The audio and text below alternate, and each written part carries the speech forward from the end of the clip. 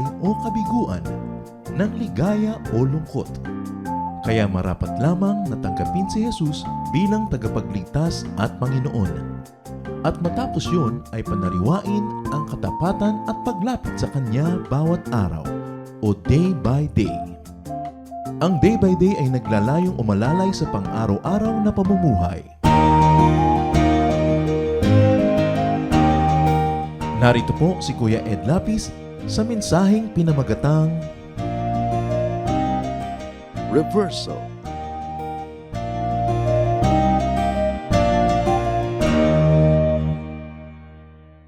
Better is one day with the Lord than 1,000 days elsewhere and in the presence of the evil one. So much can happen in a day. A great reversal could happen in one day. A reversal is an adverse change of fortune. At pagka ganito ang pinag-uusapan, napakalaki ng leksyon, maging inspirasyon na pwedeng matutunan mula sa kasaysayan ni Job, na siya naman kahit balik-balikang pag-usapan at pag-aralan ay hindi nauubusan ng aral para sa ating lahat. Maraming pwedeng magbago sa isang araw. Reversals. Yan ang pamagat ng ating pag-aaral. At nawa ang Panginoon ang siyang magbigay sa atin ng ginintoang mga aral.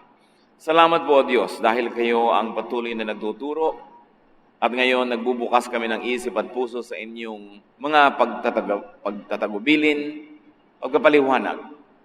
Turuan niyo po kami upang maging handa, upang mapagtagumpayan ang anumang uri ng mga reversals na pwedeng dumating any day, any moment.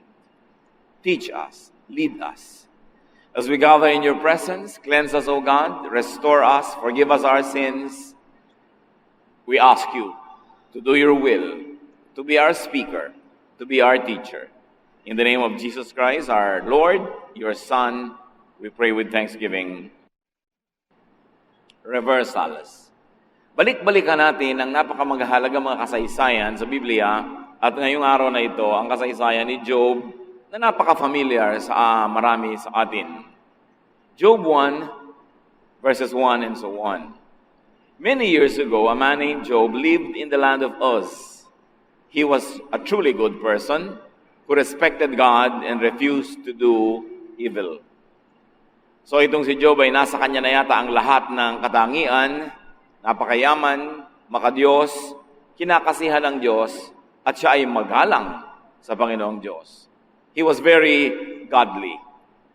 Napakagandang description ng sino man, na pati ang langit ay natutuwa pag ito ang description ng isang tao.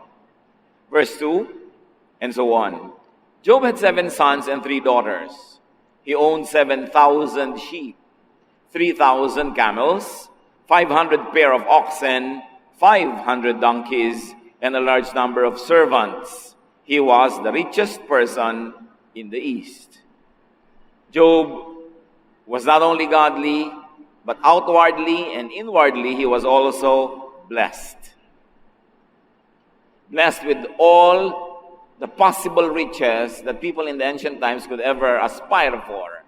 A lot of children, a very big household, lots of properties, a good name, and above all, a very godly standing. Verse 4 and so on, Job's sons took turns having feasts in their homes. And they always invited their 3 sisters to join in the eating and drinking. After each feast, Job would send for his children and perform a ceremony as a way of asking God to forgive them or of any wrongs they may have done. He would get up early in the next morning and offer a sacrifice for each of them, just in case they had sinned and silently cursed God. Ganon kalapit ang puso ni Job sa Diyos na ang kanyang mga anak na lalaking laging naghahalinhina na mag-host ng malalaking mga kainan at piging para sa kanilang pamilya, kung saan ang kanilang mga kapatid na babae inaanyayahan nila 10 ng mga pamilya ng mga yon.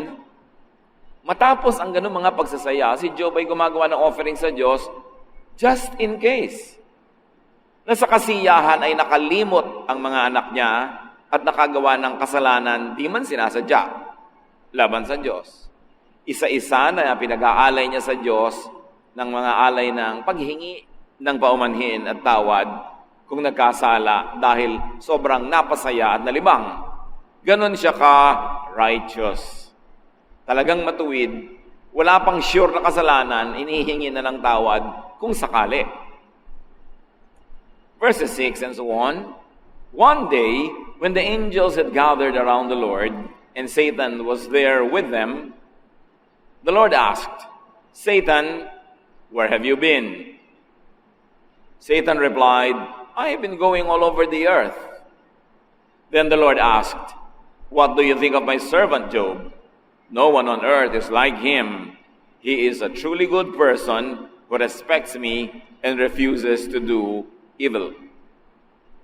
So, nung nag-check ng attendance sa mga anghel at mga heavenly beings, kasama si Satan na nandoon sa kalagitnaan ng mga anghel. Magandang topic, ba't siya nandoon, pero hindi yun ang topic natin ngayon. What is important here is, sabi ni Lord, kumusta ka naman? Eto po, akyat manaog sa langit, sa lupa, papunta-punta rito. Sabi, anong tingin mo kay Job? Wala kang masasabi doon. Walang katulad niya sa lupa na kasimbuti, napakabait na tao, at talagang tumatanggi sa paggawa ng mali. So there is a very, very good commendation of God concerning Job. Sabi niya, wala kang masasabi dyan, wala kang maipipintas. Very godly talaga. Akin talaga yang si Job. Why shouldn't he respect you? Satan remarked, you are like a wall protecting not only him, but his entire family and all his property. You make him successful in whatever he does, and his flocks and herds are everywhere. Try taking away everything he owns, and he will curse you to your face. The Lord replied, all right, Satan, do what you want with anything that belongs to him, but don't harm Job. Then Satan left. Matapos purihin ng Diyos si Job kay Satan, sabi ni Satan, natural. Binibigay niyo ba naman sa kanya lahat ng proteksyon? Hindi lang siya, pati mga pamilya niya, protektado niyo. Pinayaman ninyo, pinagpala. Di natural, godly. Ano pang irereklamo niya sa buhay para siya maging masama? Subukan niyong bawian siya ng mga kayamanan na yan. Tapyasan siya, talbusan, at sigurado isusumpa niya kayo. Sabi naman ng Panginoon, sige, gusto mo naman subukan si Job, subukan. Kahit anong gusto mong gawin sa mga ari-arian niya, gawin mo. Huwag lang siya mismo ang gagalawin mo. At umalis si Satan. Dalangin natin na wala sanang ganitong conversation na nangyayari sa langit tungkol sa atin. Dahil may trial na darating. Pero punong-puno ng malice. There was a lot of malice. Why? Imbes na sabihin itong si Satan, oo nga, ang dami-dami niyang pera, pero hindi pa rin siya naging attempt na magkasala, hindi siya attempt na maging mayabang, naging makadiyos pa rin siya, hindi siya naging independent-minded from God. Pero sabi niya, siyempre, pinagpapala, hindi makadiyos, tanggalin ang pagpapala at makikita niyong isusumpa niya kayo. So now there was a trial, but a trial with limits, not the body. Sabi ni Lord, sige, galawin mo lahat ng ari-arian, pero siya hindi. Pag may mga dumadating na trials, laging may limits. Hindi ipinaliwanag kung ba't pinayagan ng Diyos yung trial, pero ang nakikita natin, nilagyan niya ng limits. May protection pa rin natitira para kay Job. Job's sons and daughters were having a feast in the home of his eldest son. When someone rushed up to Job and said, while your servants were plowing with your oxen and your donkeys were nearby eating grass, a gang of Sabaeans attacked and stole the oxen and donkeys. Your other servants were killed, and I was the only one who escaped to tell you. The That servant was still speaking when a second one came running up, saying, God sent down a fire that killed your sheep and your servants. I am the only one who escaped to tell you. Before that servant finished speaking, a third one raised up and said, 3 gangs of Chaldeans attacked and stole your camels. All of your other servants were killed, and I am the only one who escaped to tell you. All in one day. Naubos ang lahat ng ari-arian, pati mga slaves, servants, and in those days they were considered properties. Naubos, 3 lang na natira para lang makapunta kay Job at magdala ng napakasaklap na balita. All in a day, there was a grave loss of property. That servant was still speaking when a fourth one dashed up and said, your children were having a feast and drinking wine at the home of your oldest son, when suddenly a windstorm from the desert blew the house down, crushing all of your children. I am the only one who escaped to tell you. Ang mga anak din kasi noon ay tinuturing na property ng magulang. Hindi pa sapat ang mga hayop, ang mga katulong, ang mga kayamanan na nawala sa isang iglap. Habang sasaya ang mga anak ni Job, ay may masamang hangin na nagmula sa kung saan at sinalanta ang bahay na kanilang kinalalagyan. Gumuho ito, so obviously gawa sa bato. Nadaganan ng kanyang mga anak, namatay lahat, at isa lang nakaligtas para magdala ng masaklap na balita. So, there was a grave loss of property, and add to that a devastating loss of lives of loved ones, all in a day. When Job heard this, he tore his clothes and shaved his head because of his great sorrow.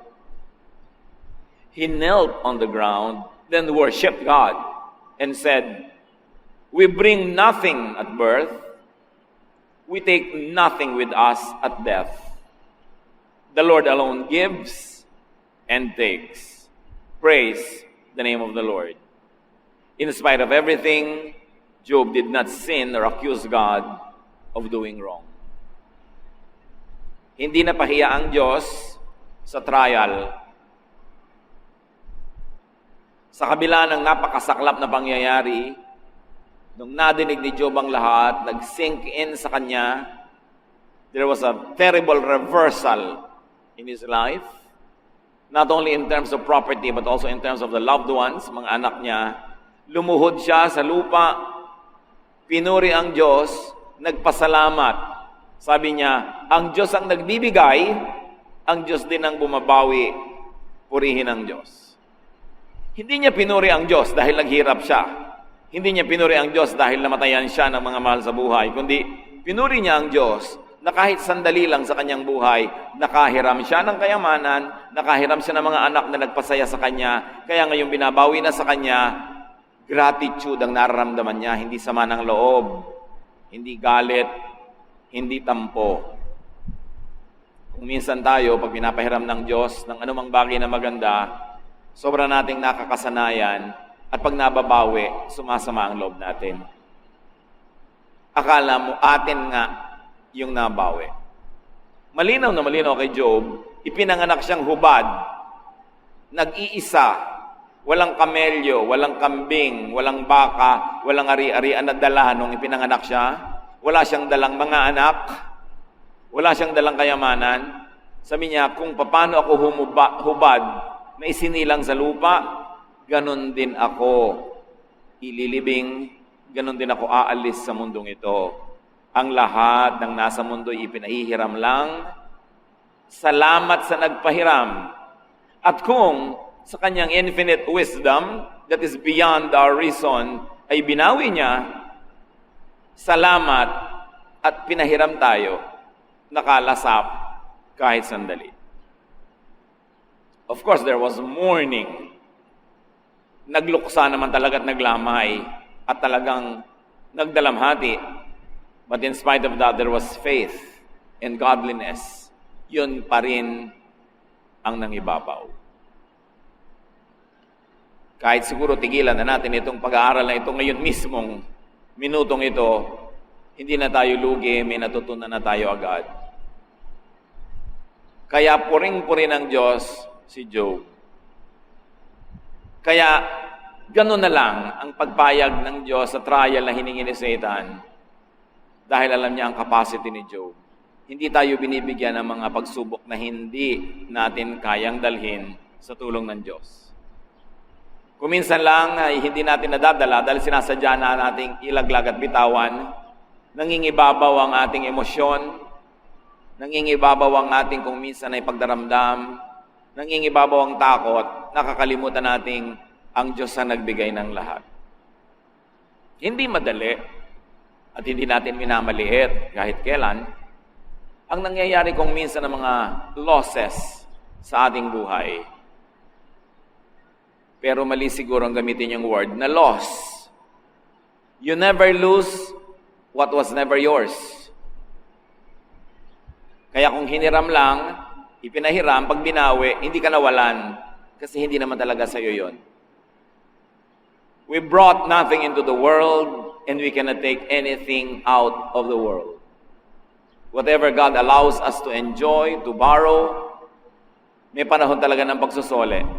At sa oras na yon, ang dapat na nangingibabaw sa ating damdamin ay pagpapasalamat, hindi panghihinayang, hindi sama ng loob, at lalo namang hindi tampo sa Diyos. Mahirap kuminsan na mawalan ng mahal sa buhay, pero lahat naman ng tao nakakaranas nun panapanahon lang. Mahirap kuminsan na mawasak ang isang pangarap, matapos ang isang illusion, pero dapat nakatungtong ka ng matibay sa pundasyon ng pananalig para hindi nauuga at natutumba. At idalangin natin na anuman ang mga pagsubok na dumating sa ating buhay, mapagtagumpayan ang ating pananalig. Pag dumadating ang pagsubok, doon kailangan ng pananalig. Very especially in difficult times. So nagtipon-tipon muli ang mga anghel sa langit. When the angels gathered around the Lord again, Satan was there with them.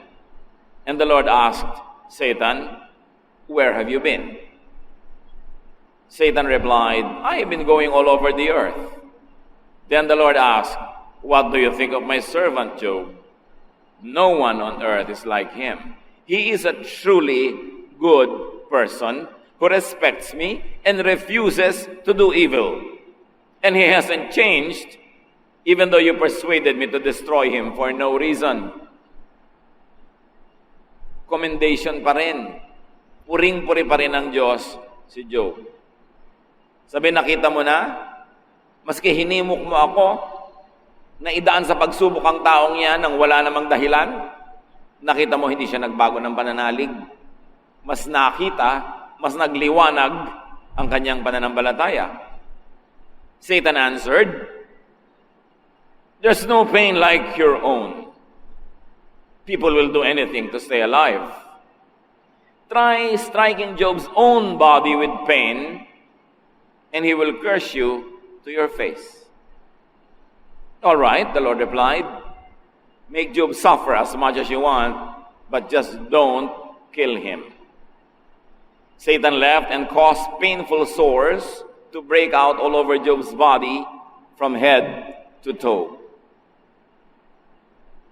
Dapat ay tumigil na itong Satan na ito dahil talaga namang napatunayan na ang pananalig ni Job. Again, may malisya na naman siya. Sabi niya, kung ipaparaphrase natin at lalagyan ng konting feelings, puring-purin nyo yan dahil sabi nyo, faithful pa rin. Kita nyo ang sama-sama niya talagang tao.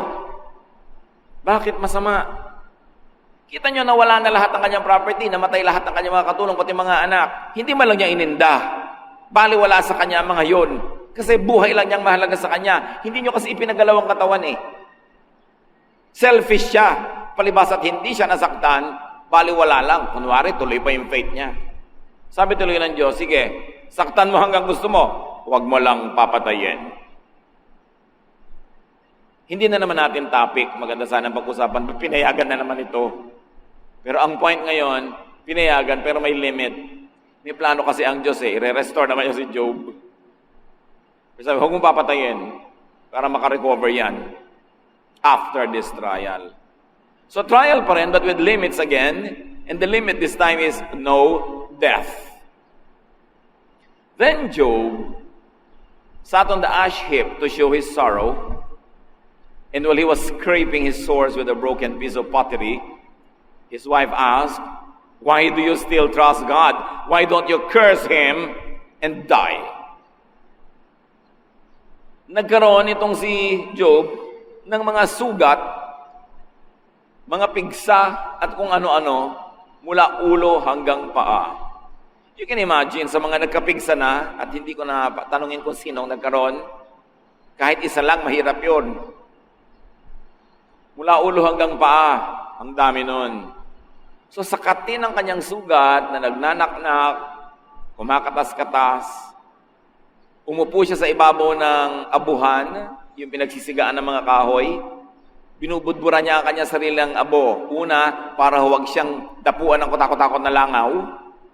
Alam niyo yung mga langaw sa Middle East, sa kakulangan ng moist environment, dahil tuyong-tuyo ang paligid, pag may sugat ka, dadapuan nila at sa isang iglap, mangingitlog sila doon kasi kailangan yung moisture. Kaya ang mata mo, kung lagi kang nakadilat, madadapuan ka ng langaw at kung ano-ano insekto, mangingitlog sila doon sa mga basa na paligid ng mata mo. Biglang maglalabasan ang mga anak nila ng mga uod. Kaya maraming mga tao sa Arabia, may mga uod sa mata, nalalaglag sa sahig yung mga uod. Kaya natutunan nila magbelo, lalaki man at babae, to protect their eyes. At sa Egypt ng unang panahon, nakikita nyo, lalaki at babae, mayroong parang make-up sa paligid ng mata na eyeliner. Hindi make-up yun. Insect repellent yun. Para huwag dapuan ng mga insekto ang kanilang mata. Si Job, binudburan niya ng abo ang kanyang mga sugat. Disinfectant na rin yun, pampatuyo at protection sa mga insekto. At yung mga basag na palayok, yun ang pangkaskas niya sa pagkakati-kati niya mga galis at sugat. He became such a sorry sight. From a very wealthy, prestigious, rich, celebrated man, he was reduced to become a heap of ash, scraping his wound with broken shreds of pottery. Ay, may natira palang buhay yung asawa niya. At sabi sa kanya ng kanyang asawa, praise the Lord ka pa rin. Ba't hindi mo nalang pagmumurahin ng Diyos? Tapos mamatay ka na. Kaya naman pala hindi kinuha ni Satan yung asawa. Kakampin niya. Pampadagdag niya sa hirap ng loob ng tao. Imbes pala kasi yung loob ng asawa, siya pa nagsasabing, isumpa mo na nga ang Diyos at mamatay ka na, please. Hindi ko na matake ang kape, praise the Lord mo, nagkaganyan-ganyan na nga yung buhay natin. So there was wife, still a remnant of family. There was torment and the temptation to curse God. Gaano karaming beses na inaalok tayo ni Satan through another person like this wife, nasumpay natin ng Diyos, talikuran natin ng Diyos, magtampo tayo, magalit. Nangyayari yan. Job replied, "Don't talk like a fool. If we accept blessings from God, we must accept trouble as well." In all that happened, Job never once said anything against God. Sabi niya, huwag kang magsalita ng ganyan. Nung dumadating ang mga blessing natin, tuwang-tuwa ka, ngayong binabawi, galit na galit ka. Pinahiram lang tayo. Ang dapat nating asikasuhin, magpasalamat at nakahiram at buong pusong isole ang mga dapat isole. At sa lahat ng yon, walang binitawang salita si Job laban sa Diyos. So what did he offer his wife? Correction. And what surfaced in all of this? Faith and godliness in spite of all of that. Natural, kumalat ang balita tungkol kay Job, sikat siya eh. At nabalitaan ng kanyang tatlong matatalig na kaibigang naninirahan sa malayong lugar ang nangyari. Kaya naglakbay sila patungo kay Job. Eliphaz from Teman, Bildad from Shua, and Zophar from Nama were three of Job's friends, and they heard about his troubles. So they agreed to visit Job and comfort him. When they came near enough to see Job, they could hardly recognize him. And in their great sorrow, they tore their clothes, then sprinkled dust on their heads, and cried bitterly. For 7 days and nights, they sat silently on the ground beside him because they realized what terrible pain he was in. So may natira naman kay Job, mga kaibigan, 3. At naglakbay sila mula sa malayo para makiramay kay Job. Pero nung nakita nila, di nila nakilala. Pinagpipilas nila ang kanilang damit na sagisag ng pananangis, pagluluksa, pagdadalamhati, at naglagay sila ng apo sa kanilang mga ulo, again, a sign of mourning. At umupo lang sila doon sa tabi ni Job, 7 araw at 7 gabi, walang sinasabi, kasi wala ka naman pwedeng masabi. Mabuti pa sila, walang sinabi. Yung mga iba sa kadaldalan, dadalaw na nga sa may sakit, nakapagpabigat pa ng damdamin. Nung makita yung may sakit, ikaw ba yan? Para kang bungo. Lumayas ka, huwag mo na lang kong dalawin kung ganyan nakakasira ka ng loob. No? May magdadrama, sari-sari ang mga sasabihin, pero ito magkakaibigan, nanahimik na lang. Pero ang totoo, later, magsasalita din sila. Pero hindi na yun sakop ng ating pag-aaral ngayong araw na ito. Para naman malaman natin ang ending at huwag tayong umuwi na sobrang mabibigat ang loob. Matapos lampasan ni Job ang lahat ng ito, dinoble pa ng Panginoon ang kanyang kayamanan, pinahaba ang kanyang buhay, at nagkaroon pa siya ng mga anak, ha? Hindi lang natin alam kung ito pa ring asawang ito o baka namatay na yon at tinangay na ng langit para mawala kay Job. Pero nagkaroon siya uli ng pagkakataong magkapamilya, dumami ang kanyang mga kaapu-apuhan at nakita niya hanggang kaapu-apuhan niya. Pero hindi yan ang lesson natin ngayon. Pampalubag loob lang dahil baka umuwi kayo dyan na luhaan. Meron pa siyang friends. What are some lessons from Job's reversals? Kasi nangyayari sa buhay natin kumisan reversals. May asawa ka, biglang binawi ng langit. May anak ka, biglang may naganap, nasakuna, nawala. Dating may negosyo ka na, nalugi ka pa. Dating maganda yung pangalan mo, biglang napahiya ka pa. Maraming reversals. Bad things could happen to good people. So pag may nangyayaring masaklap, lalo sa isang mananampalataya, huwag tayong maging judgmental na sinasabi agad natin, siguro may kasalanan niya kaya nagkaganyan. At sa katotohanan nga, ganun ang ginawa ng mga kaibigan niya later. Sabi niya, Job, sa tingin namin may kasalanan ka kaya ka nagkaganyan. Aminin mo na para matapos na ang pagpalo sa'yo ng Diyos. At nangatwiran si Job, wala akong kasalanan, wala talaga, paano mangyayari wala kang kasalanan? Ba't kagaganyan na ng Diyos? May kasalanan ka, aminin mo na. So actually, tinorture nila ng tinorture yung tao. At ngayon, may ganyan pa rin mga sister, brother, dadalawin ka, may sakit. Pero sabihin, alam mo, mag-confess ka na ng sin mo. Siguradong may kasalanan ka, kaya ka nagkaganyan. Huwag kayong kasi siguro. Pinakita na sa atin ang buhay ni Job. Wala naman siyang ginagawang masama. Talaga lang nadaan sa pagsubok. Ngayon, kung tayo naman ang nakakaranas sa mga hirap sa buhay, huwag natin mag-presume na tayo under trial. Mas mabuting i-presume natin na nagbabayad tayo ng mali o tayo napapalo at tinituwid. Kasi alam niyo po kung sino ang under trial, yung walang kasalanan, nasusubok lang. Pero kung may kasalanan ka, may nangyari tuloy na kung ano-ano, may mali ka, hindi trial ang tawag doon. Chastisement ang tawag doon. Palo.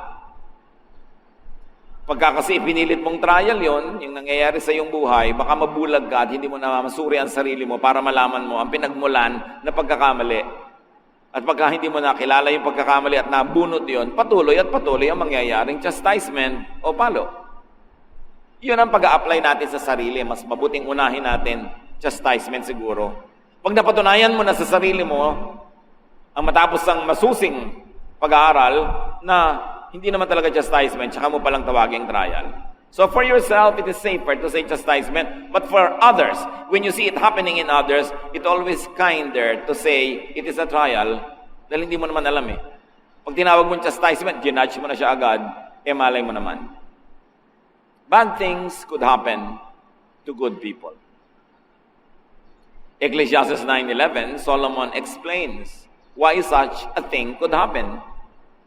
Here is something else I have learned. The fastest runners and the greatest heroes don't always win races and battles. Wisdom, intelligence, and skill don't always make you healthy, rich, or popular. We each have our share of bad luck. Sabi ni Solomon, contemporary English version. The other, more conservative version say, time and chance happens to all. Kasi allergic sila sa word na bad luck. Pero ang totoo, yun talaga ang sinabi ng scripture.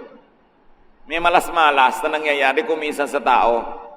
Sabi ni Solomon, alam nyo, na-observe ko, hindi naman lahat ng mabibilis tumakbo, sila lagi ang nananalo sa karera. Hindi lagi yung mga dakilang bayani ang nananalo sa mga digmaan. At kahit gaano kakatalino at kahusay, hindi naman lagi ang ending, ikaw ay lulusog o yayaman o sisikat. Sabi niya, may kanya-kanya tayong toka ng kamalasan. Kung ayaw yung tawagin yung word na yun, di sabihin yung time and chance, but you will only be deceiving yourself because it means the same thing. Ang ibig sabihin lang, hindi lahat may logical explanation. Sasabihin ng iba, bakit naman po nung nag-host ako ng Bible study sa bahay namin, doon pa kami nasunugan na time and chance ka, sister. Hindi ibig sabihin may kasalanan ka, hindi ibig sabihin ayaw sa'yo ng Diyos o galit siya. At yan lagi ang mga isinusumbat sa atin ng mga kamag-anak. Ano mo na nag-born again ka, ayan, nagkasakit ka tuloy. Bakit ikaw, lagi ka rin may sakit, di ka naman born again? Yun ang gusto mong sabihin, pero ayaw mo lang sabihin, manahimik ka na lang para tahimik ang mundo. Lagi nilang sinisisi ang Diyos, ang Biblia, ang iyong pananalig. Pero the same, hirap nangyayari sa iba, hindi naman nila isinisisi yun. Ayan, mula nung nag-Bible study ka, nasunugan ka. Ba't ang dami-dami namang hindi nagba-Bible study, nasusunugan din? Bakit ako ang pinanggigigilan mo? Sa loob-loob mo lang. Time and chance happens to all. Huwag nating personalin at huwag nating i-over-spiritualize ang lahat ng bagay. Hinahanapan mo pilit na spiritual meaning, yung wala naman talaga, random lang nangyari. Walang logic. But in the case of Job, there was reason, there was logic. He was under trial. Another lesson is that reversals are opportunities to remain positive at heart. Pag nawalan ka ng maraming bagay, isang malaking pagkakataon yon para magbilang ka ng hindi nawala at natira pa. To look at what's there against what's not there anymore. Kita nyo kay Job, may natira pa. May natira na mga asawa, may natira mga kaibigan, at buhay pa siya. Habang buhay ka pa, ang laki pa ng natira. May pag-asa pa. Nadagdag pa, kung may asawa ka, kahit ganong nager, at least, hindi masyadong tahimik, malilibang ka naman. May kausap ka rin. Tapos may mga kaibigan ka pa, may pag-asa. Mga kapatid, pag may dumadating sa atin na losses, don't exaggerate it. Meron lang dalawang nagkasakit, ayan, nagkakasakit-sakit na ang lahat, ang hirap-hirap na ng buhay. Dinadramatize. Huwag nyo i-generalize. Specify, isolate the difficulty, and you will realize these are just tiny dots in an otherwise long, good line of life. Hindi talaga siya ganun ka-drama pag hindi nyo ito-dramatize. Reversals are opportunities to remain godly. Of course, Satan likes it to be an opportunity to make you ungodly. Siyempre, gusto ni Satan, ang maging resulta sa iyo ay maging bitter ka. But God wants you to be better. Be better. Don't be bitter when you have hardships in life. Kasi pag naging bitter ka, lalo ka malulugi. Pag nagalit ka, nagtampo ka sa mundo, nagtampo ka sa bigas, lugi ka. Kailangan pag may natapon, ang asikasuhin mo agad, alin ang hindi natapon? Kailangan ko itong isalvage. Which the real meaning in English is to save it, no? Kung bakit yung salvage sa Tagalog, naging patayin mo siya, isalvage mo. But save it. Pagka merong nangyaring gulo sa pamilya, save the family from more trouble. Huwag niyong palakihin yung sunog. Paliitin niyo. Contain it. May naging damage sa iyong buhay, huwag kang masyado magdrama. I-contain mo yan, ikulong mo yung damage sa maliit na area para huwag nang kumalat. Laging maging godly ang choice. Sabi nga, the same heat that melts the wax hardens the clay. Yung pagsubok na pwedeng gumiba sa'yo ay pwedeng magpatibay sa iba. So bakit ka magpapagiba kung pwede kang tumibay naman? Yun ang choices. Another lesson is laging may natitirang blessing. Katulad noon, life. Kahit siya may sakit, buhay naman. Wife. Kahit na nagbubunga nga, may kasama ka pa rin. And friends, na kahit later on uusigin siya, at least nandun nakikiramay. Lagi niyong titingnan yung bright side. At meron pa siyang faith. That is so much. Godly attitude. And of course, kahit ano pang mawala, kahit pang buhay mong mawala, nandun pa rin ang God. Therefore, there is hope. Pag dumilim ng konti, o huwag niyong padilimin lahat, may matitirang konting liwanag. Make do with that until you are able to pass the test. So recognize and keep the blessings. The life, the wife in the story, the friends. At merong isang lesson para sa lahat sa atin. Be ready for possible reversals. God forbid. But just in case, be ready. Sabi ni Balagtas sa Florante at Laura, ay bago sa mundo'y sa isang kisap mata, ang tao'y mayroong sukat ipagdusa. Sa inyo, walang kaabog-abog, walang kadahi-dahilan, walang warning, pwedeng dumating ang isang disaster sa buhay. So dapat, ihanda ang loob. Expect the best, but be ready for the worst. Pahalagahan ang mga tao sa buhay kasi hindi mo alam kung sinong matitira dyan na kasama mo. Kung sakasakaling merong mawala na ipagluluksa, sinong matitira? Baka ang natira yung pang inaway mo, may atraso ka pa, mahirap naman na yung pa yung natira. So be as friendly with people as possible, be as kind as possible, be as humble as possible, at no matter how famous or rich or strong you are, continue to be kind and good to people because you don't know when you will exist and survive on their charity. Nobody knows. Kaya nga merong word dyan, reversal. And never underestimate or maltreat a downtrodden man. May mga tao sa paligid natin na Job sila sa panahon na ito. Pero hindi ibig sabihin na hindi na sila makaka-recover. Hindi ibig sabihin na hindi na sila babangon. Kaya gawin natin lahat ang pinakamabuti para sa kanila para madali ang kanilang pagbangon. At kung minsan may benefit pa yon, nakagawa ka ng mabuti, that by itself is a gift. It's something to be thankful for. Pero anong mangyayari kung may inapi ka dahil kaapi-api, kawawa, Job moment, pero nakarecover, yumaman, lumakas, edi kaaway mo ngayon yon, lugi ka.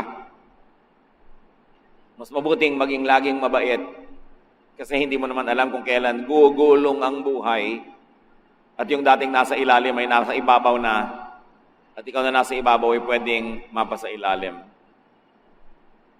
What looks like a cursed man could actually be a man under godly trial on the way to a great spiritual triumph.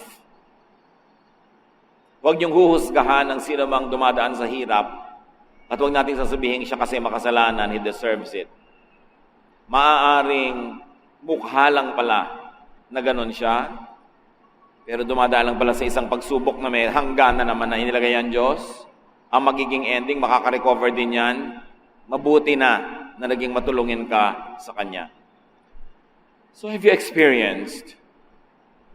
Are you now experiencing a reversal? I hope not, but just in case, do a Job. Kaya maganda, at least once a year, binabalikan tong kwento ni Job. Kasi kung minsan nalilimutan natin yung mga ginintoang lessons eh. Pag dumadaan ka sa ganitong hirap, do a Job. Pag masaya ka, malakas, maunlad, maging godly. At pag hindi ka masaya, malungkot, nalugi, nasaktan, naghirap, lalo ka maging godly. Kasi Diyos talaga ang pag-asa mo. Lalong dapat, huwag kang bibitaw. Kasi pag bumitaw ka pa, sino pang sasalo sa'yo? Wala na, kundi si taning. Is someone close to you experiencing a reversal? In that case, don't be a judge. Be a friend. Be a helper. Bawat araw na tayong malakas, dapat maghanap tayo ng mahina na pwedeng tulungan. Bawat araw na tayo mariwasa, dapat maghanap tayo ng nagdarahop na pwedeng tulungan. Bawat araw na tayo'y masaya, huwag lilimuting humanap ng isang taong nalulungkot na pwedeng pasayahin. God empowers you, blesses you, so that you could be a blessing to others.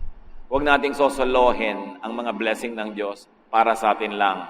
Kasi pag lagi nating sinosolo, babawasan niya ng Diyos. Ang ititira lang, yung kasya lang sa'yo. Pero pag nag-uumapaw, dumadami, ang daming blessing, ibig sabihin sobra. Kasi ang gusto ng Diyos, magpamigay ka sa iba. Kaya sobra. Ang Diyos naman marunong magbilang. Alam naman niya talaga yung kailangan mo. Hindi naman talaga marami yon. Pero bakit kumisan sobra? Dahil maraming nangangailangan, ikaw ang gagamitin niyang instrumento para maging blessing. Be a blessing to people. Because you don't know those few moments in life when you might be the one that needs that kind of blessing from others. And when you are not in that position, you should be in the other position where you could be the dispenser of blessing. Magandang ministry yon. Matthew 7, 1-2. Don't condemn others, and God won't condemn you. God will be as hard on you as you are on others. He will treat you exactly as you treat them. So yun yung golden rule. What you want others to do to you, do to them. And don't forget, don't do a Job's wife. Huwag yung may nahihirapan na nga, lalo mo pang ito-torture. Tutuksohin mo pa na lumayo sa Diyos. Do a Job's friend. At least part 1 ang ginawa nila. They commiserated with Job. They were at one heart with him. And they sat in silence. Pag wala kang sure na magandang masasabi, just be there and be silent. The ministry of silent presence. It doesn't have to be a loud presence. Nandun ka lang, may sinabi ka na volumes. Kumisan may namatayan, malagim pa kumisan yung kamatayan, tragic. Pagdating mo dun sa burol, hindi mo malaman ang sasabihin, huwag ka na lang umibo. Just be there. Kung close ka sa namatayan, give her or him a hug. Hold the hand, press the arm, embrace a little bit. Pero please lang, huwag mo na sabihin, una-una lang talaga. Baka sabihin ng tao, ba't ikaw, hindi ka na lang mauna? Una-una pala. Nonsense! Mga kung ano-ano na, para lang siyang natutulog. Para lang ma-comfort mo yung tao, para lang natutulog. Nakita mo nang may bulak sa ilong, natutulog.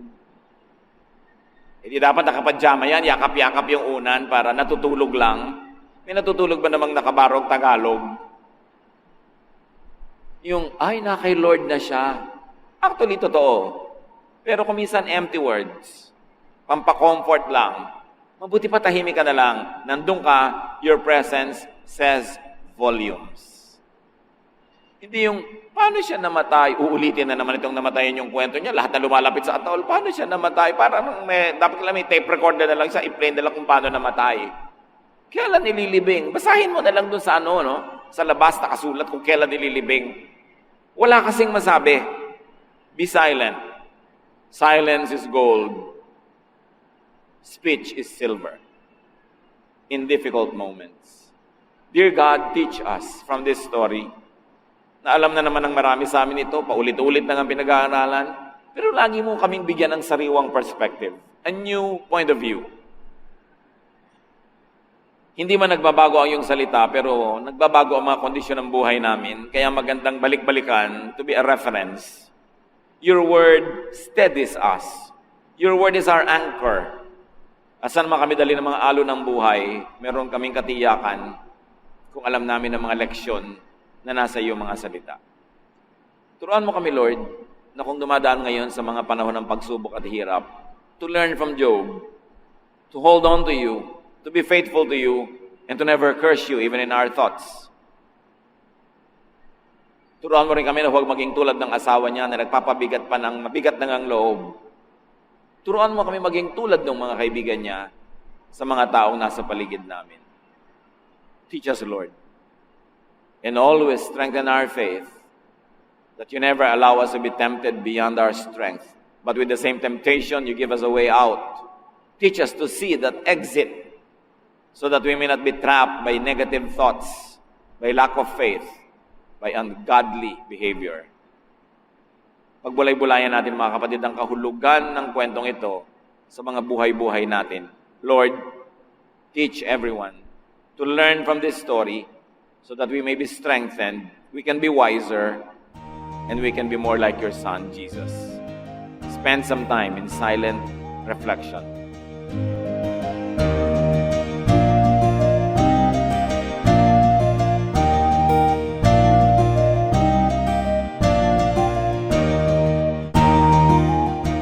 Ang katatapos pong mensahe ni Kuya Ed Lapis ay pinamagatang Reversal.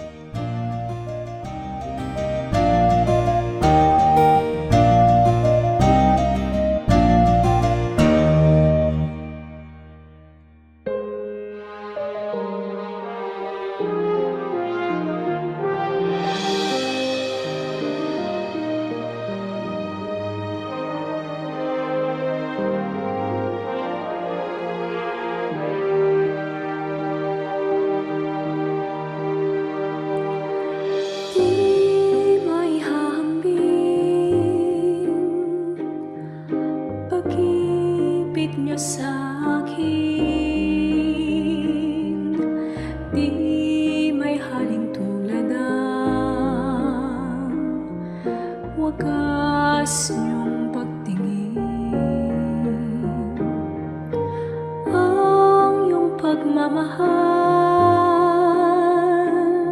sadyang walang hadlang,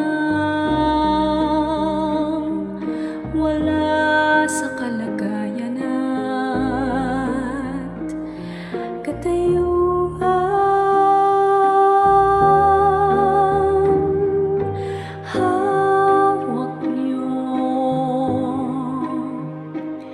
Aking kamay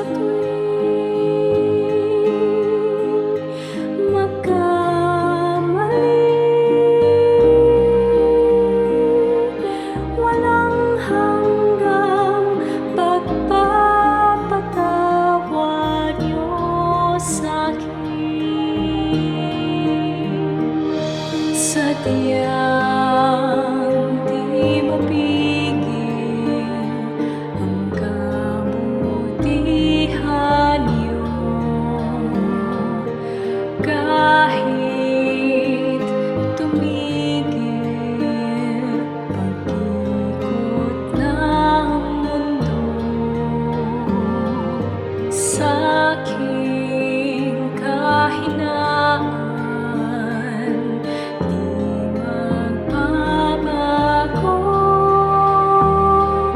Pag-ibig niyo sa akin laging naririto.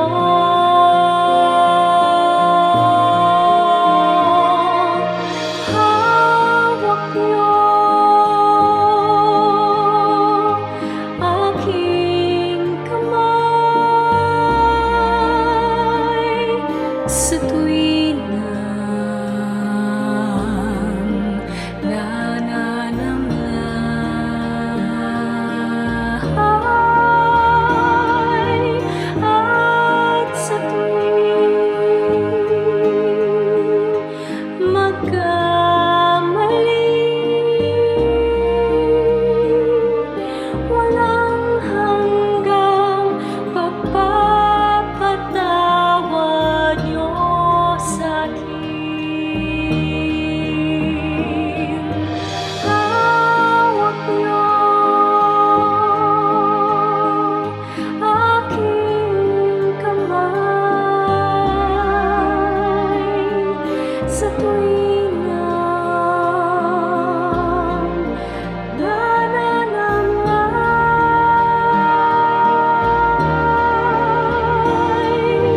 at sa tuwing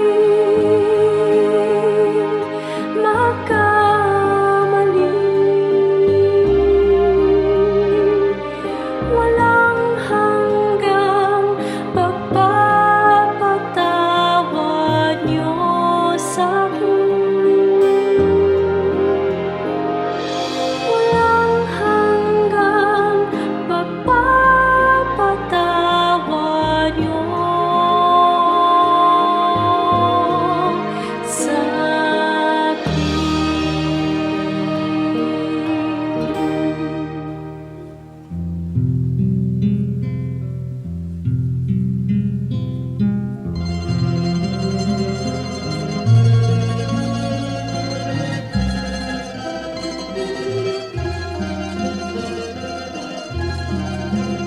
Nagdaan ng kahapon, iniwan ang layon, subalit kayo'y nanatili.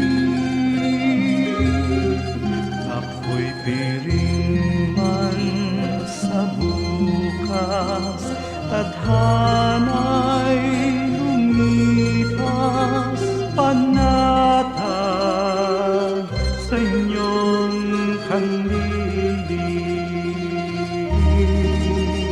O Jesus, sa ulayaw, hatid sa aking buhay, magkapay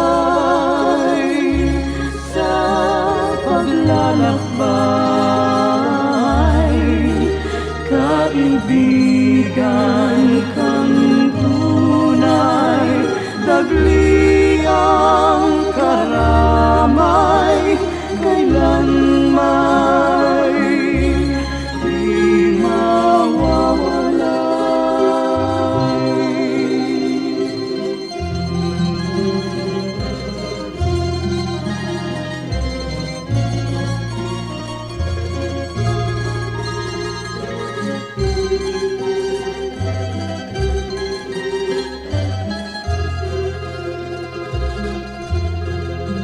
sa tamis ng iyong hiya, masakit at hirap, sadyang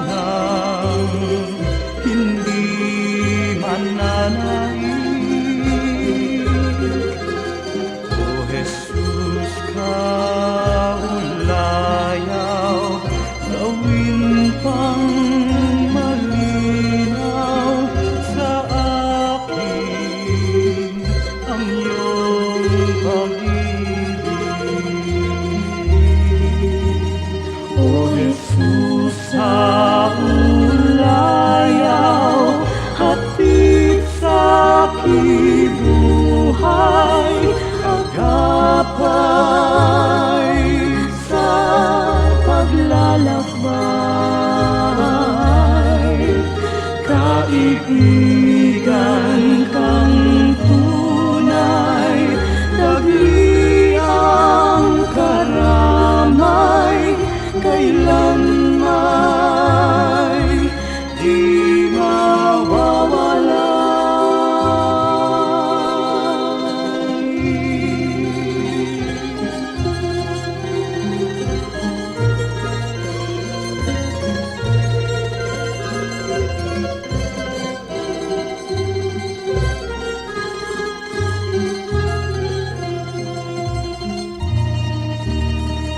Jesus sa ulayaw, hatid sa kibuhay, sa tuwina'y lunas ka sa kilumbay, sa pag-ibig niyong alay, nasakdal dalisay ang puso ko'y humihimlay. O Jesus sa ulayaw, hatid sa kibuhay, agapay sa paglalakbay, kaibigan kang tunay, tagliang karamay, kailanmay di